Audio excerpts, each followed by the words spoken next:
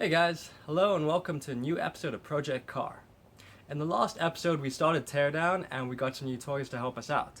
In this episode, Teardown is going to continue and we're going to inspect the heads to see whether or not we can use them at all and whether or not the motor is toast. So stay tuned because this episode we're going to make some new tools, we're going to go through some inspection, some technical stuff, some not so technical stuff, but either way, we're set for a good time. So sit tight and hang in there for a brand new episode of Project Car with me, Mark.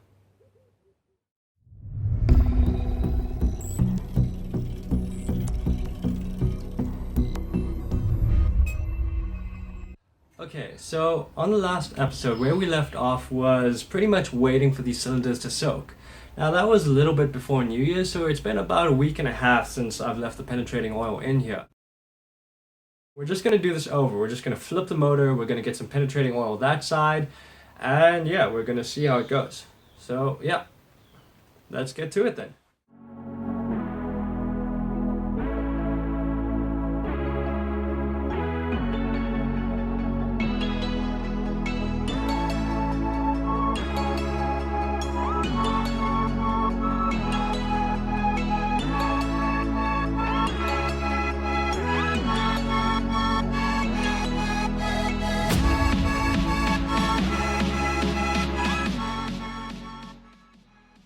Okay, so one of the things I did right this time, which I forgot to do last time, was to actually go ahead and get all of the rust out first before I went ahead to spray. But yeah, I was kind of just so anxious to get the spray in there that I just kind of gunned it. You know, I turned the engine on its side and just filled it with penetrating oil. So there it is. The stuff that I have inside the cylinders is pretty cool. It actually removes carbon deposits and has like molybdenum particles.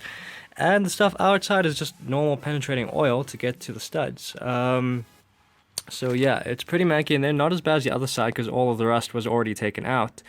It is a bit of a shame for this motor that this motor doesn't actually have, well, this motor stand doesn't have a proper 90 degrees. It's got like this weird like 80 degrees and 100 and something or whatever. So to get these 90 degrees, you actually have to get a screwdriver in there, which for now I'm not.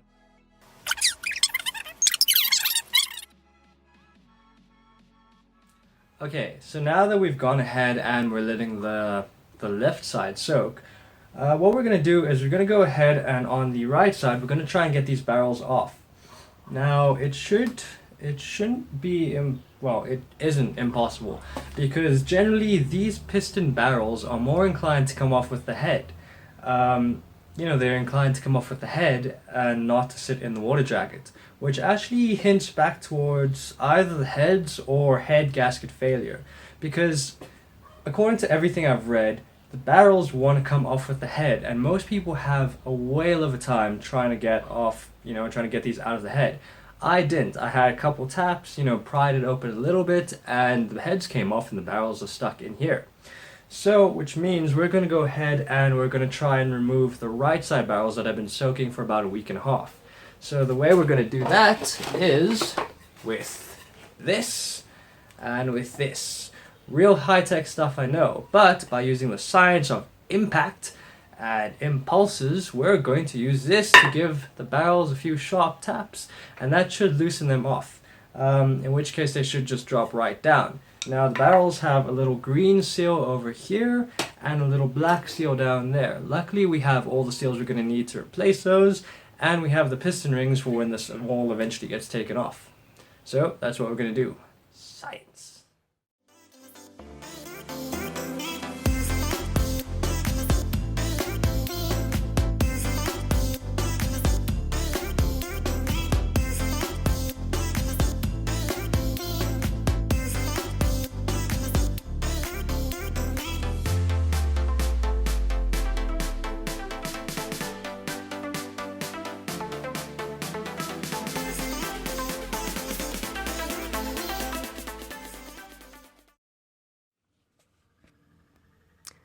Okay, So we've gone ahead and we've given it a few taps, and already we can see that our efforts have not been in vain, because we're getting gunk and rust and penetrating oil leaking out from beyond the piston rings.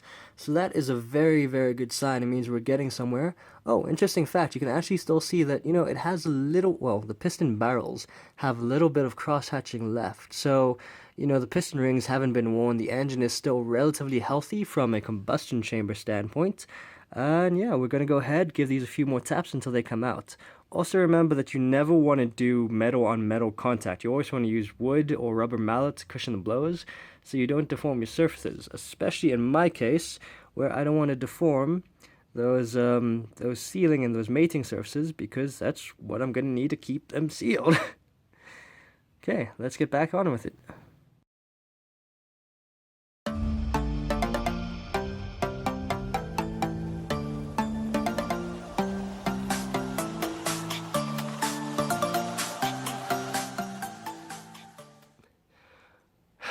Well, life is certainly strange, because shortly after I turned off the camera, I decided, you know what, before I go on this break, let me take a screwdriver and try and get under one of these little things here and pry it out. And true as anything, it slid out. But now there seems to be some sort of ring of rust or something on the inside that's stopping us, because no matter what we do, we can't really get past this point.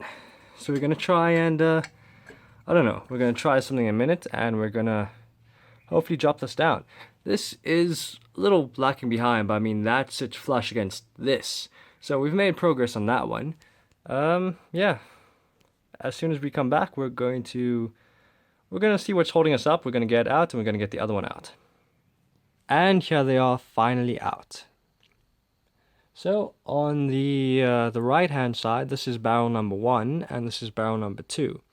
If we look over here at the base, okay, if we turn this around, dry spot, over here at the top, that's a bit of penetrating oil, but look at the corrosion marks. Those corrosion marks over there, and here back to the bottom. See how that is wet and highly corroded. If we look at barrel number 2, this is the bottommost part of the barrel that you're looking at, sits at the bottom of the horizontal engine, and dry spots mostly around, save for where I've just taken it out of the, out of the engine and where it had penetrating oil. So if we look at the seals down here, there's a little seal in that groove over there, and that pretty much seems to not be as bad as the tops, but it does seem to look, well, it looks like it really needs to be replaced quite a couple miles ago. I don't think this motor has ever actually been torn down. Most people generally don't do their motors, so I don't have high expectations of this motor. Okay, so I think that's about enough fun for today.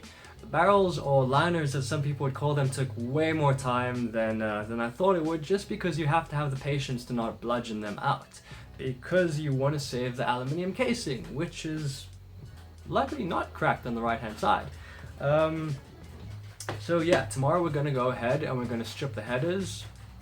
We've already done that. We're going to go ahead and strip the heads. So we're going to take the valves out, we're going to look for cracks, we're going to see if the heads are okay. If the heads are okay, great. If the engine's okay, great. I'm hoping it really was just a head gasket failure.